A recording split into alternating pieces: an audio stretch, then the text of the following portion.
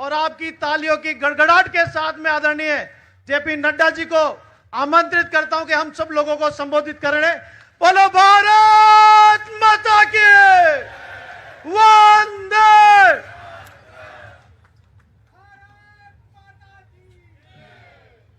बोलिए भारत माता की, भारत माता की, भारत माता की। आज के इस तिरंगा यात्रा के कार्यक्रम में मंच पर उपस्थित राजस्थान के संवेदनशील और यशस्वी मुख्यमंत्री सम्माननीय भजनलाल शर्मा जी, हमारे प्रदेश के जुझारू और कर्मठ प्रदेश अध्यक्ष सम्माननीय मदन राठौर जी, हमारे विधानसभा के अध्यक्ष श्री वासुदेव देवनानी जी, हमारे प्रभारी और भारतीय जनता पार्टी के महामंत्री राधा मोहन दास अग्रवाल जी, श्रीमती दिया कुमारी जी उप मुख्यमंत्री, श्री प्रेमचंद बेरवा जी हमारे उप मुख्यमंत्री, और यहाँ उपस्थित सभी मंत्रीगण, विधायकगण, सांसदगण और यहाँ उपस्थित मेरे नौजवान साथियों, आज हम सब लोग इतनी बड़ी संख्या में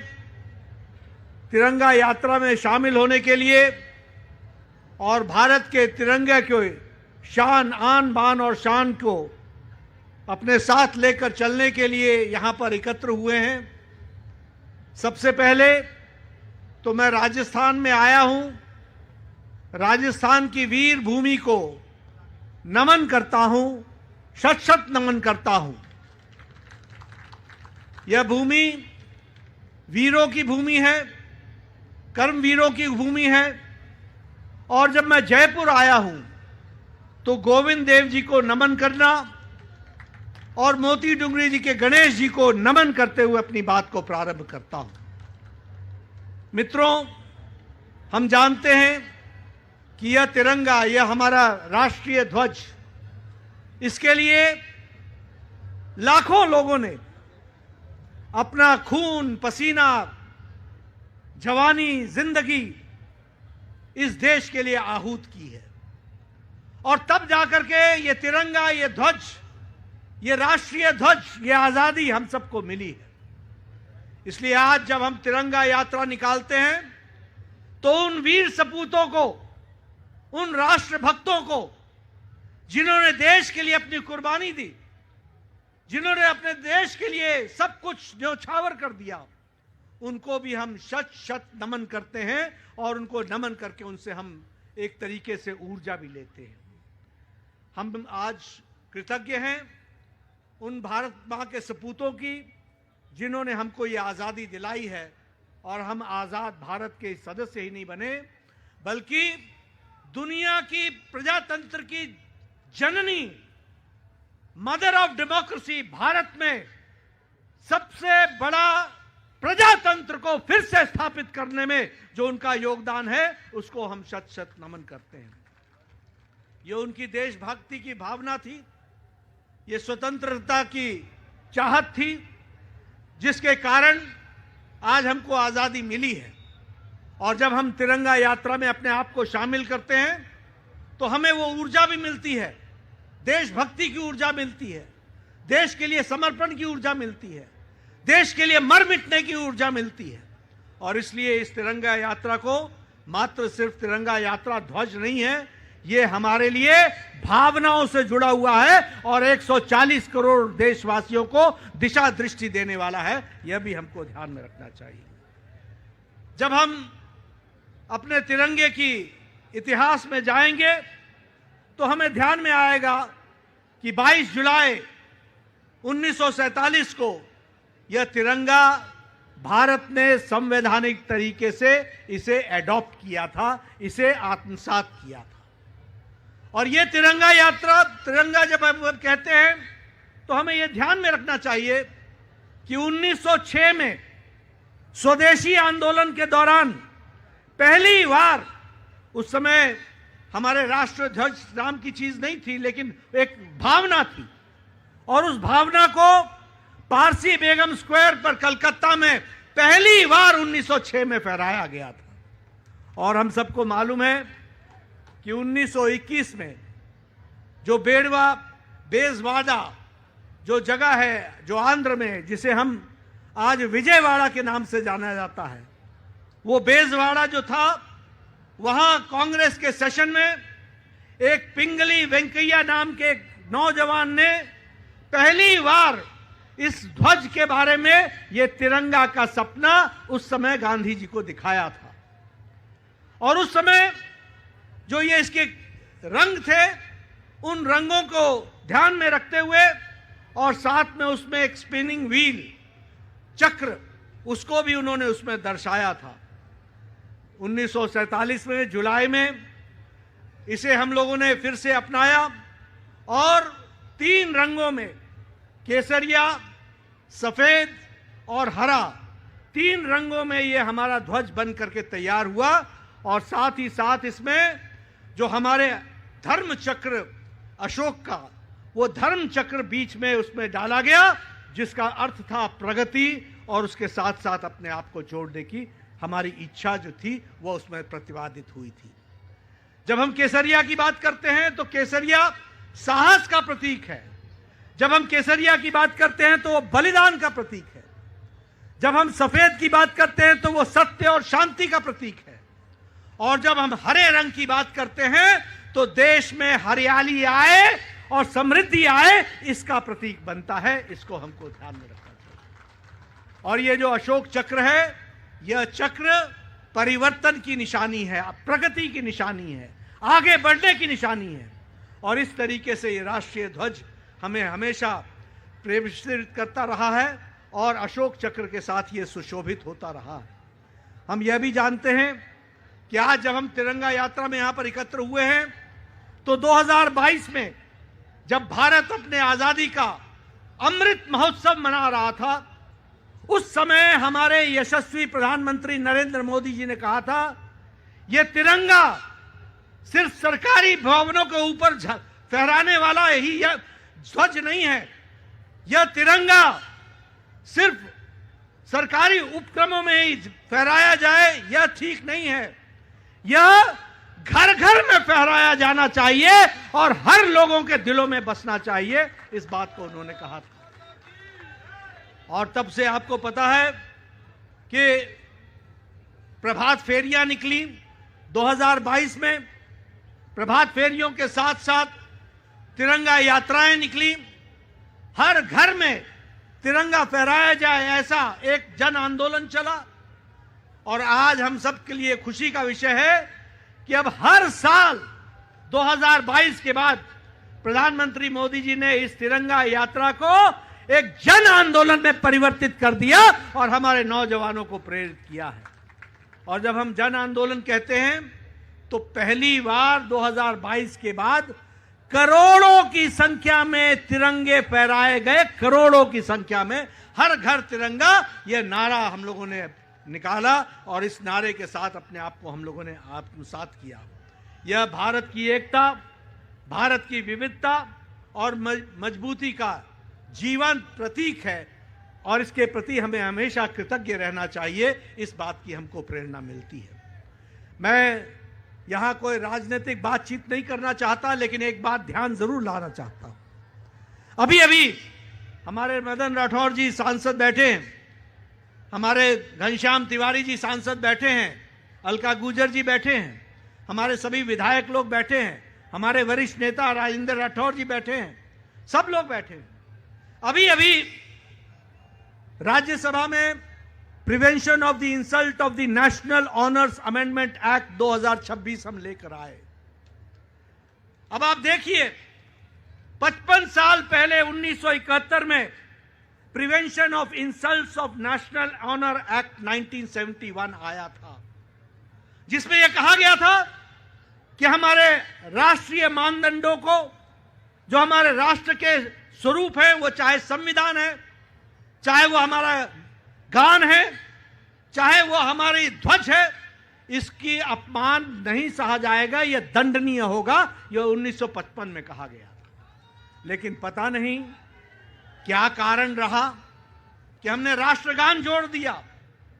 हमने संविधान जोड़ दिया, हमने राष्ट्रध्वज जोड़ दिया, लेकिन हमने वंदे मातरम राष्ट्रगीत नहीं जोड़ा।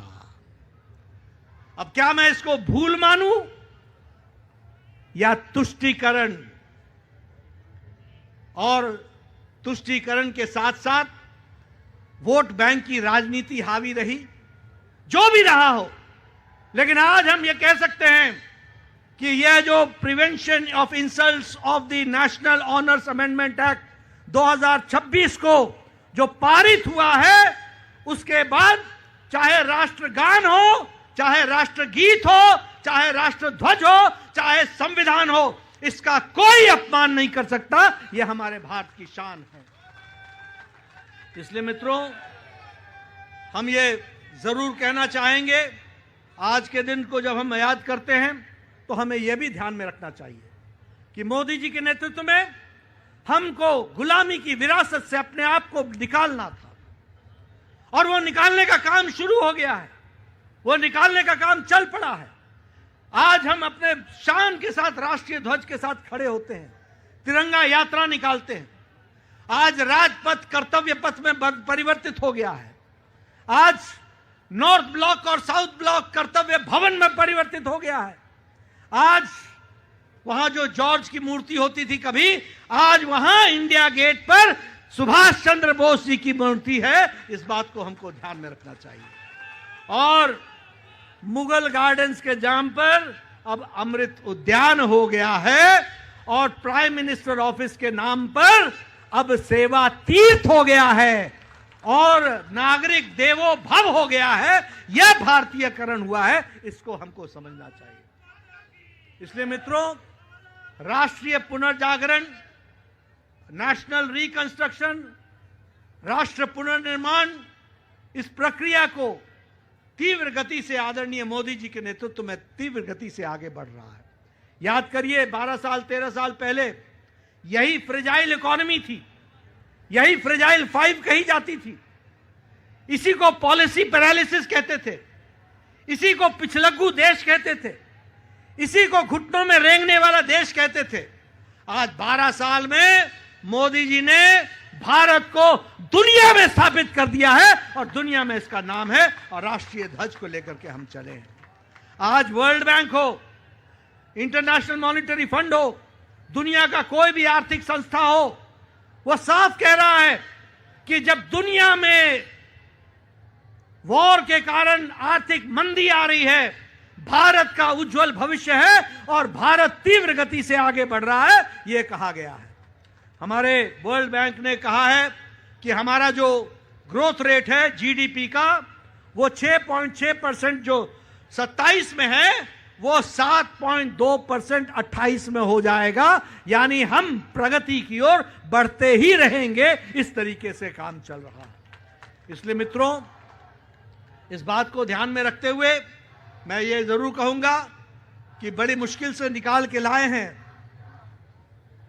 अपने उसे हमें संभाल के रखना है, और तिरंगे के साथ अपने आप को आत्मसात करके हमको महान भविष्य की ओर आगे बढ़ना है, और आत्मनिर्भर भारत, महान भारत की ओर बढ़ना है। और मोदी जी के नेतृत्व में यह हम करके दिखाएंगे। इसी संकल्प के साथ हम इस तिरंगा यात्रा में शामिल हुए। आप सबका बहुत बहुत शुभकामनाएं और बहुत बहुत धन्यवाद। बहुत बहुत धन्यवाद माननीय मंत्री महोदय। सही कहा आपने कि अब हमें राष्ट्रीय ध्वज के प्रति अपना सम्मान चाहिए, और फलता फूलता मेरा देश हिंदुस्तान चाहिए। एक बार पुरजोर आवाज, भारत माता की, वंदे वंदे। आइएगा, वंदे मातरम के उद्घोष के साथ राष्ट्रीय गीत के लिए सब एक साथ अपने स्थान पर खड़े हो, राष्ट्र प्रथम के भाव को जीवंत करें। कृपया सभी अपने स्थान पर खड़े हो जाएं। आइएगा, वंदे मातरम की प्रस्तुति हम सबके मुख से इस गीत के साथ।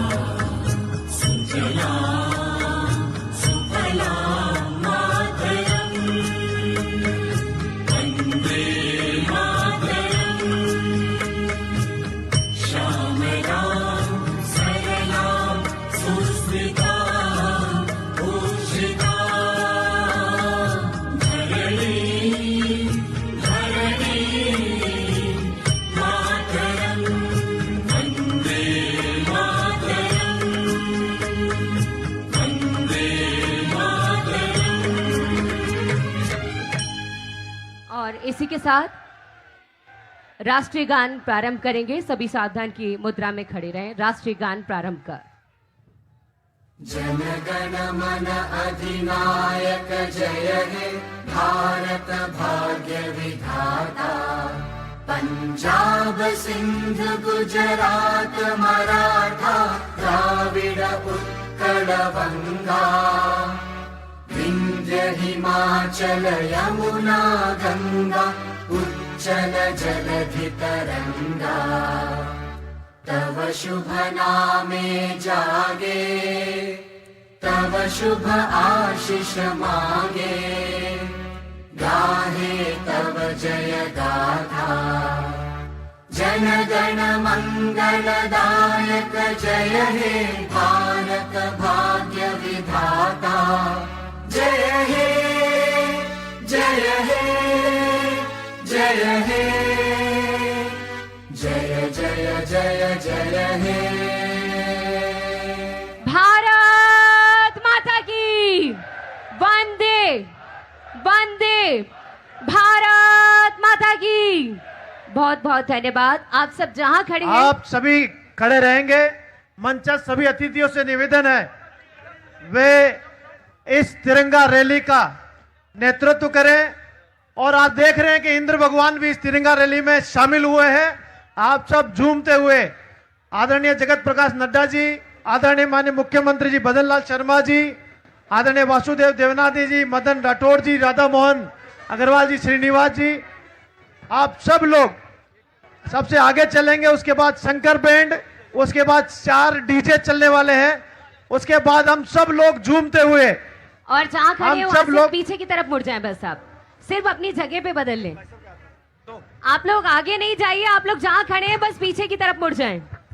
सिर्फ आप टर्न ले लेंगे और सीधे उस तरफ हम चलेंगे जहां से बड़ी चौपड़ की तरफ हम सभी को आगे बढ़ना है। बहुत बहुत धन्यवाद हमारे सभी सम्मानित अतिथियों का। और हाथों में तिरंगा लिए हुए वे आगे की तरफ आप सभी के बीच में आने के लिए अग्रसर होते हुए। बोलो भारत माता की वंदे मातरम मातरम।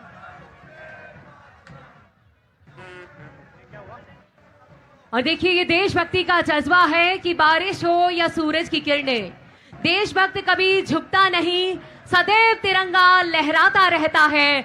मेरे भारत की आन बान शान, मेरा अभिमान, मेरा तिरंगा, मेरा स्वाभिमान, हर घर तिरंगा। और इस अभियान का आगाज आज यहाँ से गुलाबी नगरी की धरा से पूरे राजस्थान में होता हुआ। और देखिएगा सम्मानित अतिथिगण आगे की तरफ हाथों में तिरंगा धारण किए हुए आप सभी के मध्य से होते हुए इस तिरंगा रैली में आप सबके साथ